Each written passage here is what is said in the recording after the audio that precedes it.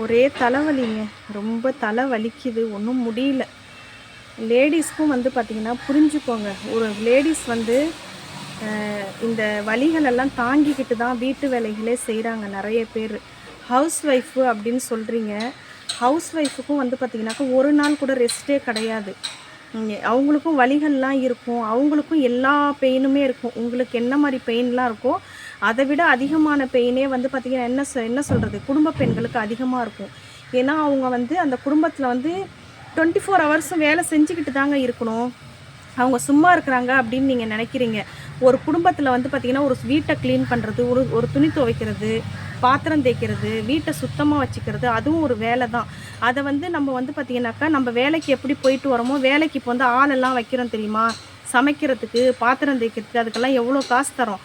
அதனால் வந்து வீட்டில் இருக்கிற பெண்களுக்கும் வந்து கொஞ்சம் அவங்களுடைய உணர்வுகளுக்கு மரியாதை கொடுங்க.